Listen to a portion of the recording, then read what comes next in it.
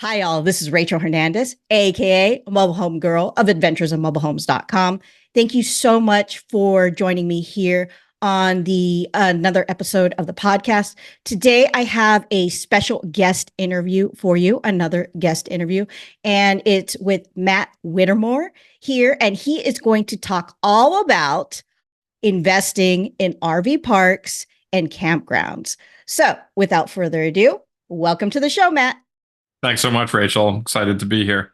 Yes, yes, yes. Thank you so much for agreeing to come on the show. I'm really excited to talk all about RV parks, investing in RV parks and campgrounds. As you may know, there is kind of a correlation between RV parks and mobile home parks. We've seen so many RVs in mobile home parks and vice versa. So I'd like to give your, thoughts on that, your experience, your background. So let's kind of talk about your journey into RV park investing and campgrounds. Tell us a little bit about how you got started and your background and all that. Yeah, happy to. I always worked in commercial real estate finance, spent a number of years as a financial analyst type role, doing commercial mortgages, real estate, private equity, all different types of real estate investments, and actually had worked on financing several mobile home parks. And so that was always a niche that I loved. I loved the land lease model, and started with small apartment buildings when I was ready to start investing myself, just because you know it's a niche with plenty of opportunities, lots of small apartment buildings, virtually in every market. So did that for 18 months, 24 months, built up a little portfolio of apartment buildings, and actually first looked to do mobile home parks. And I've always been a direct to seller, cold caller, direct mailer, cold emailer, usually trying to work directly with the seller. So I had my big database of mobile home parks. This is back in 2019 and into 2020, and was prospecting mobile home parks. Did one mobile home park deal. I flipped one little 12 unit mobile home park, and I found that it was tough to find the yields that I was trying to find. Cap rates were very low, lots of competition in that space, not a ton of high quality product where I was at the time and still am, upstate New York. Lots of, pretty ugly mobile home parks with lots of park owned homes, which was not the business I was trying to get into. So simultaneously, a very small percentage of my database was actually miscategorized and they were seasonal campgrounds. So while I was struggling to find mobile home park deals, some campground owners started getting back to me and saying, Matt, not a mobile home park, it's a seasonal campground. Come check us out if you might be interested in that. So long story short, started driving around upstate New York and New England saying why not, looking at seasonal campgrounds, and fell in love with the space. And probably a year later, bought my first little rustic campground in the Catskill Mountains of New York. Since bought a second in the Catskills and a third in central Massachusetts. Very nice. Very nice. So, interesting story because a lot of folks, including myself, started in residential real estate. So, based on your story, would you say you've always been on the investor side, obviously, not the homeowner side? Have you always been investing in commercial real estate from those first, the apartment, the multifamily, all the way up to, what you're doing today? Has it always been commercial real estate? Well, so my first deal was a house hack deal, actually, with my fiance, now wife, at the time, and found it a great way to get started with attractive financing since we lived there. You could get very, and it was a few years back when mortgage rates were still very, very low.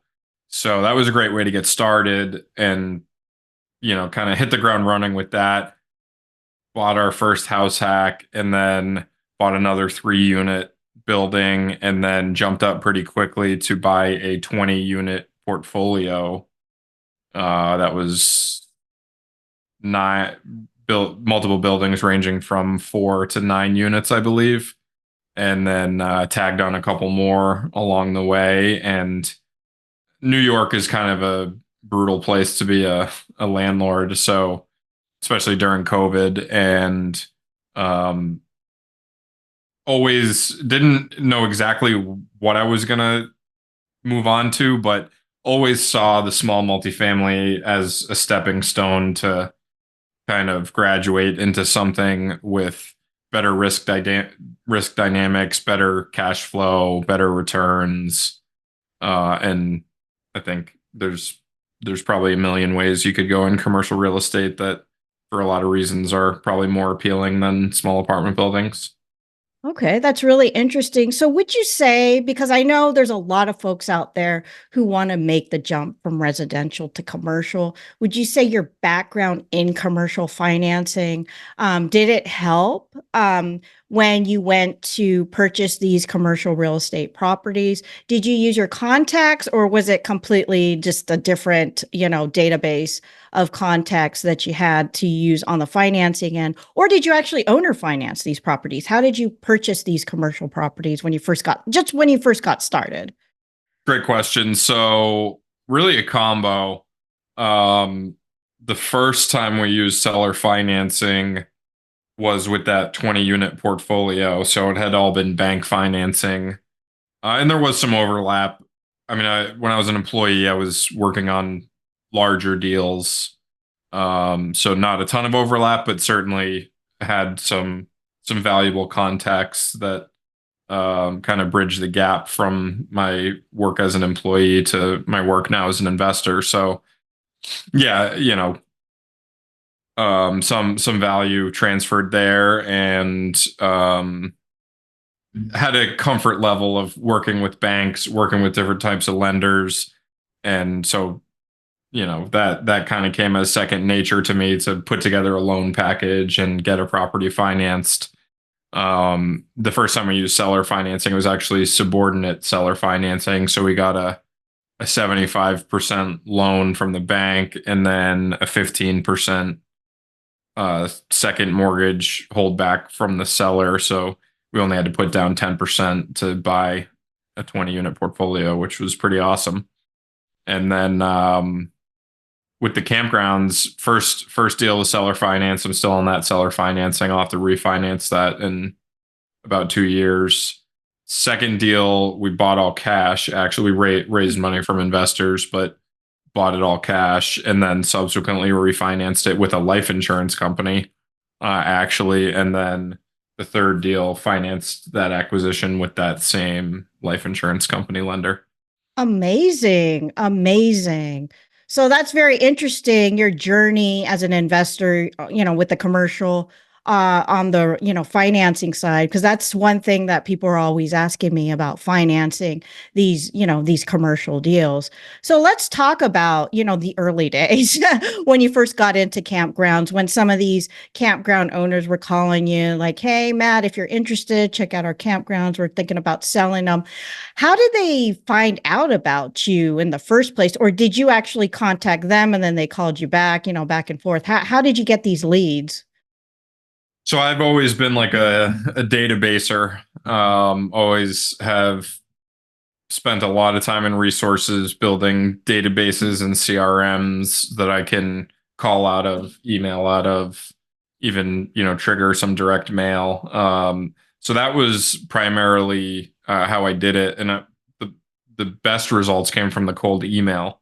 So coordinated a bunch of tours, saw some really high quality properties that were way out of my league at the time. Probably even some still are. The first property I got engaged with was actually two campgrounds in New England with a second generation mom and pop owner, but a highly professional mom and pop owner who had two spectacular, high quality, more kind of resort style properties, and those ended up selling for close to $15 million. which I never would have been able to take that down as my first campground deal. I would have had to raise somewhere in the neighborhood of $5 to $7 million to do that deal, and I did not have that in me. Honestly, that's still a lot of money to raise in my world. So, um, and that was kind of still by accident. Those were contacts that had reached back out to me that I had unintentionally reached out to. I thought they were mobile home park owners, and it was a very small percentage of my database, but it still yielded results.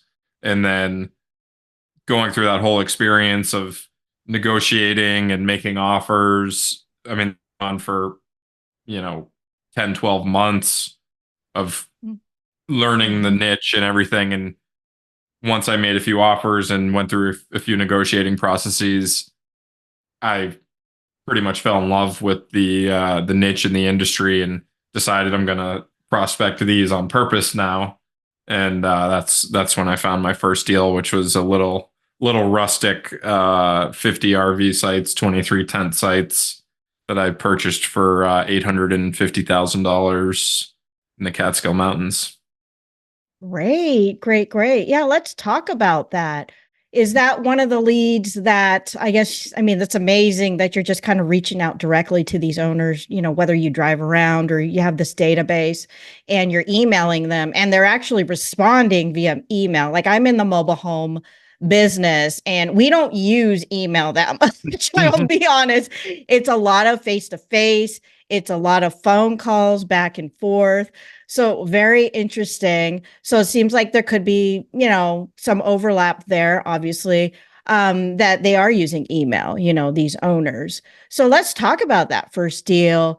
Let's talk about how they found you, how you found them, and, the negotiation process, how many spaces, what was full, vacancy and all that. So let's talk about that first deal. Yeah, so that was a cold email that generated that deal.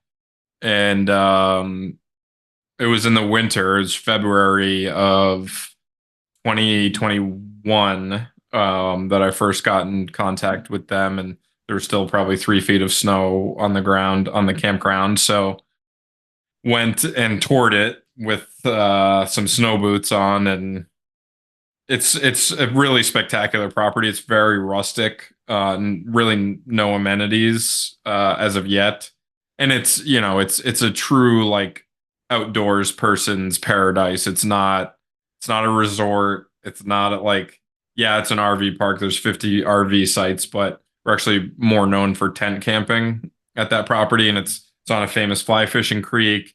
It's in a nice little mountain village town that, we're 2 hours northwest of New York City. So we have a lot of New York City residents that come and stay with us. So, it's like an old school campground. It's very outdoorsy. There's wildlife. We have bald eagles and black bears and beavers, and yeah, it's not for the faint of heart, but it's a special place. And seeing it in the winter, it still kind of gave that vibe of, I don't know exactly what I'm going to do at this place, but I have this feeling that it's going to be something good one day. So now we're in the process of introducing some higher end cabins and different things to drive revenue, because it doesn't have much revenue in place. There's only $150,000 in revenue, and it's been a wild ride with the improvements, and trying to find contractors in a rural market is really tough. Uh, Even finding employees, I have a great management team now, but I spent a lot of time standing behind the cash register myself. I lived in an RV site for close to 6 months across 2 seasons. So totally underestimated how much work goes into operating a campground initially, which was a big wake up call. It's a very operationally intensive business, and kind of have adjusted my outlook there and my approach. Still love it. I love the outdoors. Find it to be a really cool prospect of building a big portfolio of campgrounds and just going to get, to enjoy the outdoors, getting my hands dirty when I choose, and spending some time outdoors, RVing with the family. Lots to like about the niche. That's great. That's great. Whatever niche you get into real estate investing, I always tell people you got to like it. So if you do like the outdoors, I mean, that sounds amazing. That sounds amazing. One of my ideas, I don't know if you've looked into this, with the cabins, if you're just specifically looking at cabins, but I was recently in an RV community here in Texas. They are actually starting to implement putting brand new tiny homes into the RV parks to elevate the value of the park. So what I'm actually coming across, Matt, I'm actually been starting to wholesale this year and Nice. last year, and a lot of park owners are just telling the residents, "Hey, either you can stay here, but you got to sell your existing used mobile home and then get a brand new one straight from the factory, or you've got, 60 days to move out because we need a new mobile home on this lot." They're not renewing contracts. Yeah. So I've been helping a lot of sellers on the wholesaling side find buyers if they decide to sell their used mobile homes. Have you looked into the possibility of tiny homes for, instead of the cabins or even the boxable homes, or you're not sure about those? So yeah, I've looked into it pretty extensively, and where I've landed, I think they're all potentially good strategies. From what I've seen, you kind of have the like cliche like HGTV tiny home designs when they had all those tiny home shows on HGTV, which I feel like the novelty is kind of worn off on those. There's still some buzz there, but what I've seen are these higher end park model RVs where you can go wider than the 7.5 or 8 feet, which like I'm a bigger guy and I've start to feel cramped in a regular RV or a tiny home that is built to travel trailer specs. So we just had one delivered on site that's like it's $130,000 park model RV, A-frame cabin, super cool, super high end finish. And it's on wheels. It's legally an RV, but it is wider than 8 feet, so you need to have a special permit to move it. So not the easiest thing to move, but I mean, it feels like you're in a New York City apartment when you're inside it. You have high 13.5 foot ceilings. You're 14 feet wide, so you don't feel cramped. You can fit a king bed in there, full size bathroom, pretty much a full size kitchen, nice living room. It's pretty amazing what these manufacturers are coming up with. And, I think if you're going for a higher end feel, and if you want to command really high rental rates on a nightly basis, I think you've got to with something a little more sophisticated than your typical tiny homes or old fashioned park model RVs that just kind of have that log cabin, rustic feel. Right. That sounds amazing. Seems like you have the perfect location. It's just just kind of filling these more with a higher end type of, things, whether it's a cabin, whether it's a higher end RV, whether it's a higher end tiny home. Have you looked into Airbnb any of these? Potentially, I know that's a big deal. I have a friend, an investor friend, and she's got like this whole piece of land with these tiny homes, and they're marketing it. It's here in Texas as Airbnb. Have you looked into that too, or? Yeah, and that's our plan. We figure we'll probably get most of our bookings through Airbnb, at least initially. I'm a big fan of trying to push as many direct bookings as we can. And so, we do our best to integrate that with the overall campground booking system. Um, it's lower fees, but it's also, reduces kind of the platform risk. You never know what's going to happen with Airbnb, or they're going to up their fees, or whatever. So, happy to use them while it's working well, but also think it's important to be on other platforms, but also drive traffic to our website for direct booking. So Verbo, there's a few camping specific ones like Hip Camp in the Dirt, and Glamping Hub is another one. So we do our best to try and integrate and get on all those platforms. Yeah, I think I've heard of Glamping Hub in the past as an Yeah, it's pretty option big. as well too. Yeah.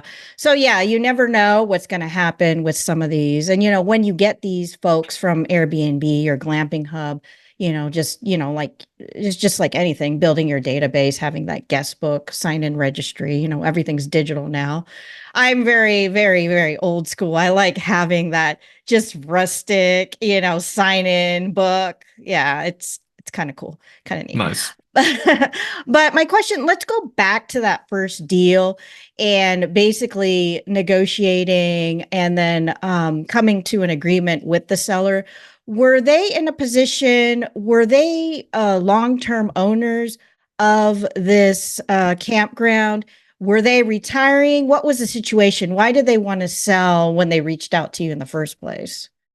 Yeah, so they were had owned the property for 40 some years, and were looking to retire. So yeah, that's a pretty common situation. It's rare, I've come across a few sellers that, are younger, but it's pretty rare. Most of them are, in their 60s, maybe even 70s or 80s, and have been running the place for decades, and trying to retire. And it's an interesting kind of dynamic, probably pretty similar to the mobile home park world, but just way more operationally intensive. So the challenge is usually trying to download, you know, operations and knowledge that are usually just stored in the person's head and trying to like modernize a business, which,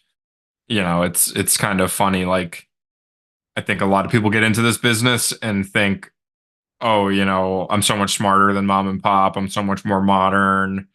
And, kind of the sky is the limit. I'm going to do social media and online booking and all these things that the mom and pop owners don't do. But I think it's kind of, it's short sighted to think that way because, these people have been running the place for decades and usually doing pretty well with it.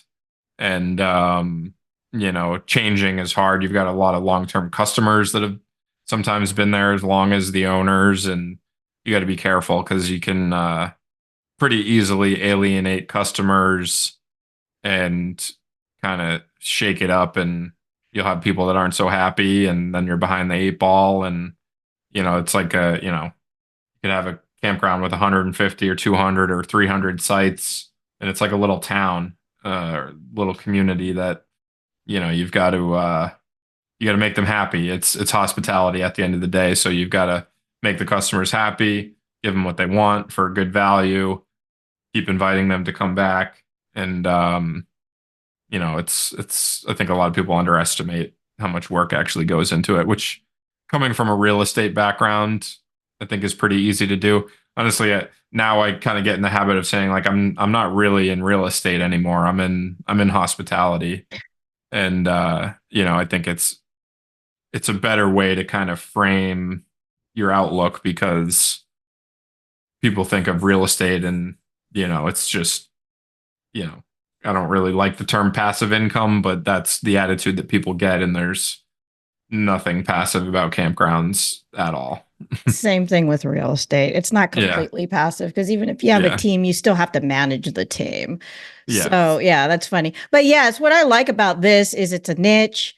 It's actually, repeat business. It's seasonal, and people are going to tell their family and friends. I actually personally looked into buying mobile home parks, mobile home lots around national parks. That's something that I've looked into myself. I may be doing in the future, or land around national parks, parking at mobile home or an RV or something like that. So I Nice. think, Yeah, I think they're definitely both related. So let's talk about the mom and pop sellers.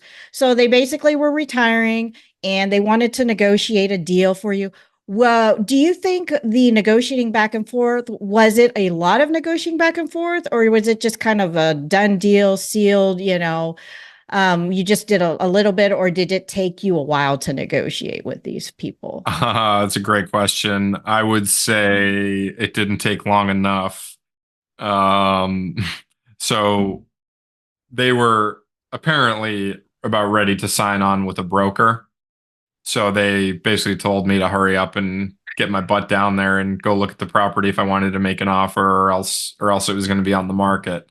So I got in my car and drove down there and made an offer that was probably too high, because they accepted it immediately right off the bat, which probably tells me, definitely tells me I should have offered less.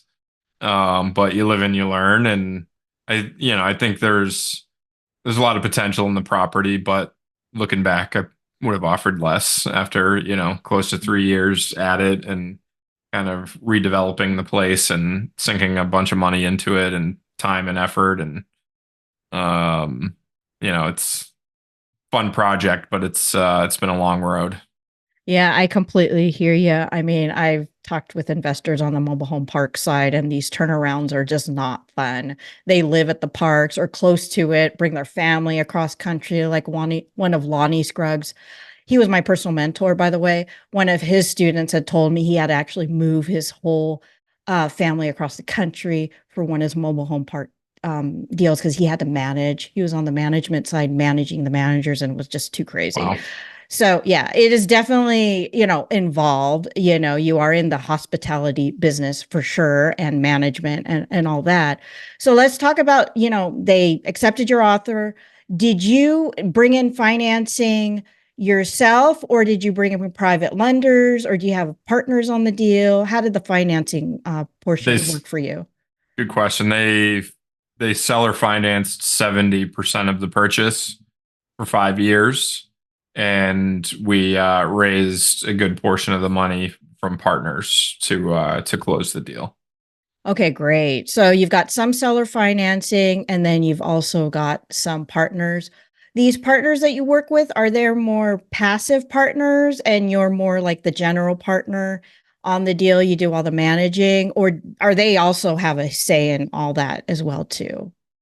So they are passive in that deal. And the two deals I've done since, I do have one operating partner that I work with. So we're both in the day to day and making decisions. But then we have some passive partners as well. Okay, great, great, great. So you get the financing, you purchase the property, title and all that, and you get everything. Once you got the property, what was the first thing that you needed to do? I mean, I this was what, in February or in the winter time? It took a I don't know while if it to was close. snowing. Yeah. No, it took a while to close that deal, so we didn't close that until August. So it was mid season. The seller couldn't wait to get out of town, so I had to run in there. And kind of a funny story, I had hired, or I thought I had hired, a few people to take over the day to day, at least on site with closing, and they both backed out, uh, you know, right before closing. So went down with my wife, who graciously agreed to join me in this adventure. We rented one of those tiny homes on wheels, moved it into an RV site, and lived there for the remainder of that season and most of the beginning of the next season, while getting the on-site management in place. And honestly, it was kind of a drag to start because it wasn't my intention to really be on site, definitely not full time. I was picturing maybe I'd go down once a week or a couple times a month and, manage improvements and, manage the managers. But didn't have a manager, so I had to be the manager myself, and it took quite a while to get a long-term solution in place. So learned the ropes, sat behind the cash register, checked people in and out, sold firewood, sold ice, stacked a bunch of firewood, did honey wagon pump outs of the trailers myself, trim trees, cut down trees, moved Pretty some hands on. yeah, sat in the skid steer, did all kinds of stuff, which was a really great experience to see what actually goes into running a campground, which is during the season a lot of work, you know, probably 60, 70 hours a week pretty easily.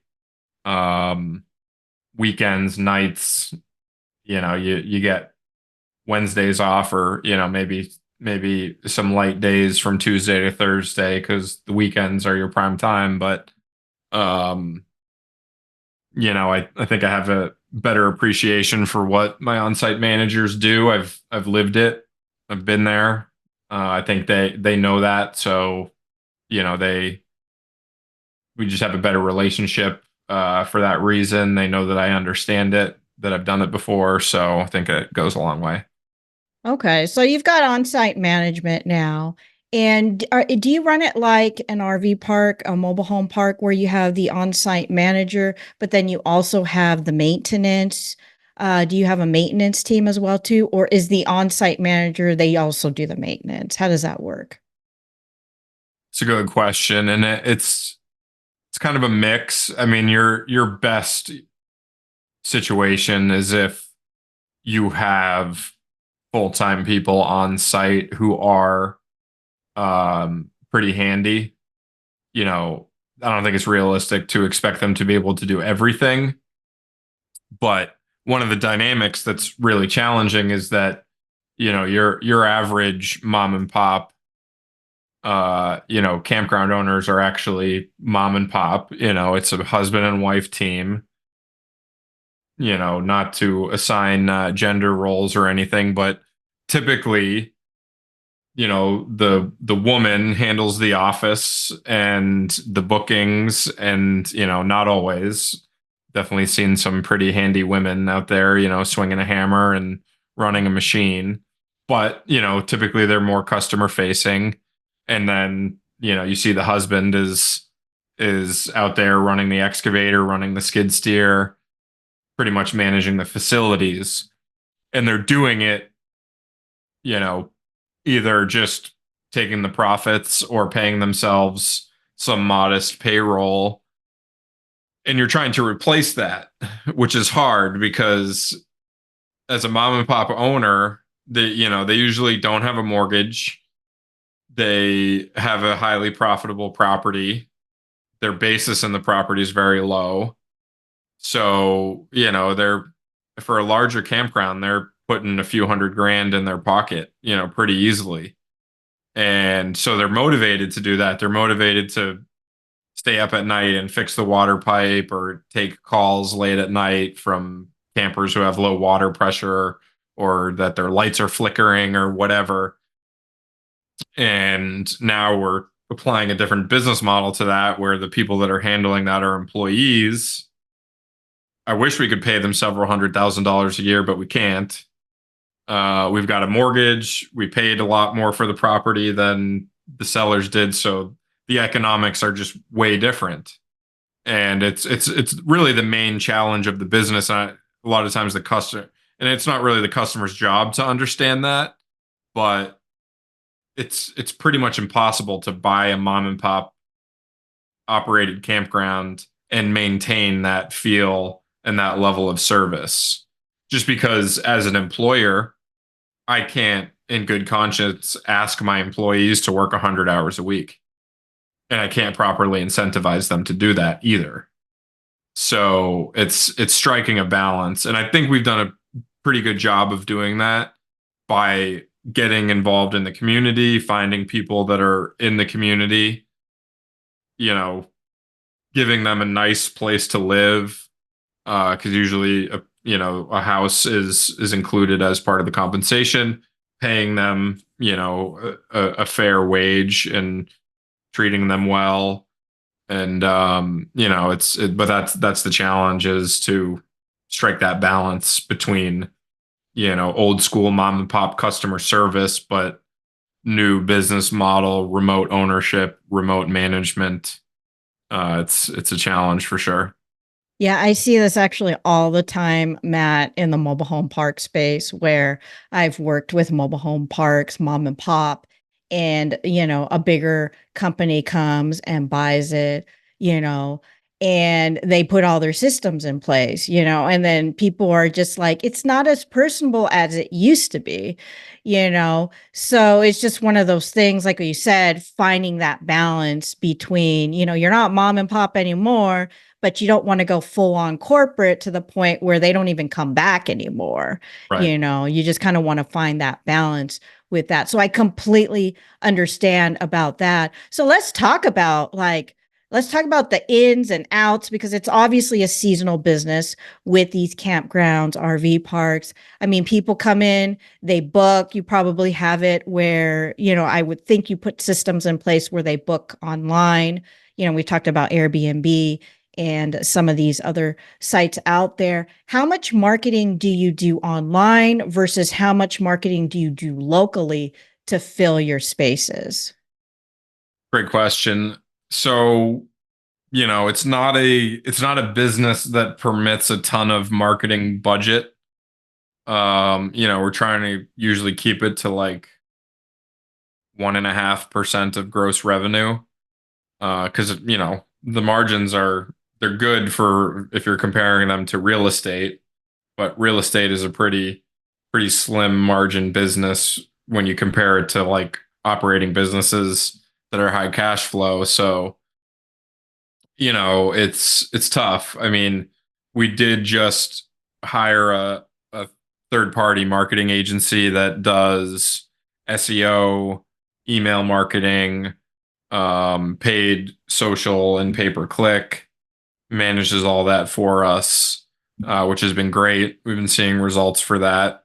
And then as far as the local marketing goes, we really just lean on the state associations that we join. They include, some level of local marketing, but that's an area that we should probably improve and try and incorporate that into the budget. But far and away, we see local SEO as the most impactful investment in terms of marketing. That's very interesting. Very interesting. How about the local businesses in the area? I mean, I'm sure they know of the campground and all that. I wasn't sure if you did any marketing on that, and or they already know you all. So, It's an area that we should invest more resources for sure. Um, like local eateries or food trucks doing like collaborations is an area that, I've been procrastinating. It's been on the list, but haven't taken full advantage of it. Um, some we've kind of messed with like sponsoring the local like little league teams and stuff like that, which, I think it goes back to the last point we discussed of kind of trying to replicate the mom and pop, charm. I think the key there is to get super involved with the community. okay. Yeah, one thing that did come to mind, because I've actually last summer, I think I went to Sequoia National Park, and I stayed in the town of Visalia there. And when I went there, there was actually, I don't know if it was the Chamber of Commerce or the city of Visalia, but there's actually an office there for like a visitor center and all that. Nice. So I wasn't sure if mom and pop already has a relationship with the visitor center, the closest town, or if that's something like on your list of things to do for, the campground in the future. It's a good question. I mean, it's a mixed bag. I would say with like the larger campgrounds, typically have kind of a more professional outlook on marketing. But some of the smaller ones, there just isn't really like a growth mindset among a lot of those owners because, like we touched on before, like they don't have a mortgage, they don't have a ton of payroll, their margins are really good. They're paying themselves pretty well, and so they don't really have that motivation to like really go out and sell the campground and market it. You will see though if they get, if they have good advisors and they're very proactive about kind of approaching the time to sell, they will focus on that. But it's a pretty fragmented industry, very wide variety and array of kind of ownership approaches and styles. And there's a lot more small campgrounds than there are big ones. So a lot of times you don't really see any marketing budget other than like joining the state or local association for like $1,000 a year. That'll be the extent of their marketing spend. Gotcha, gotcha. So let's talk about now where you're at today. Are you still looking actively? I mean, you mentioned partners to be buying more of these campgrounds, RV parks right now, or is it something where you want to hold off? You've just got too much on your plate right now. It's a good question. On certain days I would answer that question differently, honestly. The goal is not to own and operate three campgrounds. It's definitely to operate more. Um, so yes, immediate goals to scale quite a bit, but some days you just get so bogged down in the operations that it's like sometimes it gets hard to envision doing more. But yeah, we're working on deals. We've got pipeline. Always looking to scale because it's one of those things that like we've got a decent little business going, but it's not large enough to feed everybody's families that are involved, other than the employees and all that. So it's definitely a focus to scale. Yeah, I always get that question about scaling, like in the mobile home business, the mobile home park business. And I always tell people go at your own pace because I've seen people buy like really large parks get burnt out. Actually, one of Lonnie Scruggs' mentees comes to mind, and he actually just had to sell his entire, I think it was a 500 space mobile home park. He sold his partnership because it was like it was affecting his family, it was affecting his Wow. marriage. He got out and he actually went into self storage, which is a completely different niche. Yeah. It's slower paced, and he just loves it. But my next question is, so we're talking about, where you're at today. If for those people who are interested in learning more about RV parks and campgrounds, what kind of books, what kind of resources are available for them to learn? And if you have a website or any types of resources that you have for people to learn more about what you do and this niche podcasts, what would you recommend? Great question. There's a gentleman who's well known in the mobile home park world by the name of Frank Rolfe, who has Mobile Home Park University. He also has RV Park University, which was what I leaned on as I was gearing up to buy my first property. Um, it's really good stuff. He's got like a due diligence manual, a home study course. I invested in both of those. Really good value there.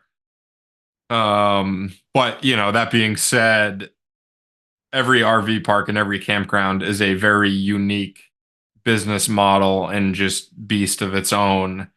So, it's kind of a mix between like small business, private equity, where like you look at acquiring an operating business. Yeah, there's some industry benchmarks and things like that, but like you really got to dig in and learn that individual business. So, I would caution anyone who wants to jump in to really think of it that way, that, just because you understand one RV park does not at all mean that you understand any other RV park or campground.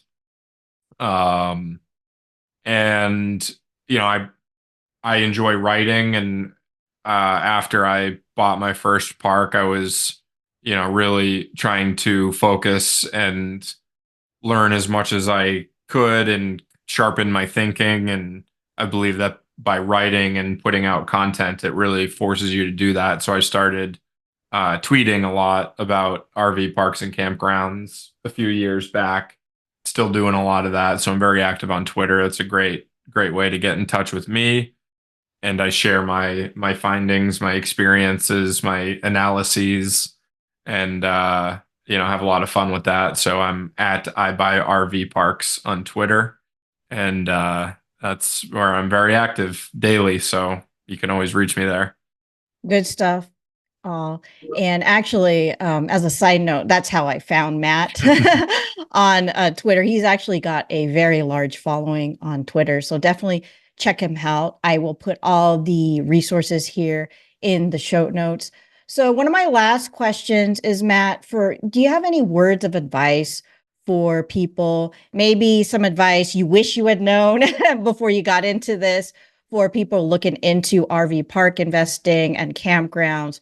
What kind of words of advice do you have for them? There's so much. It's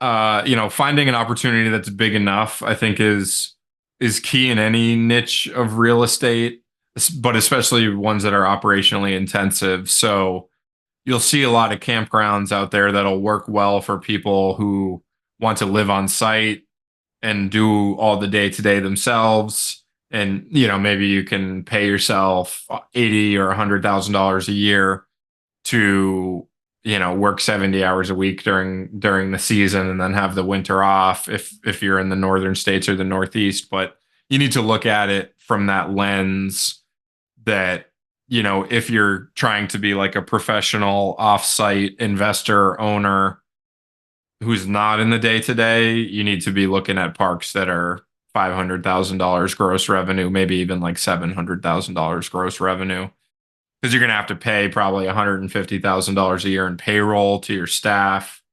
You're going to have to probably get a mortgage to buy the property. So even at that level, it sounds like a lot of money, but there's not going to be a ton to take home at the end of the day. So go big. Even $1 million or more in revenue is probably where you want to be, unless you do want to take that approach and live on site and get your hands dirty, which is great too.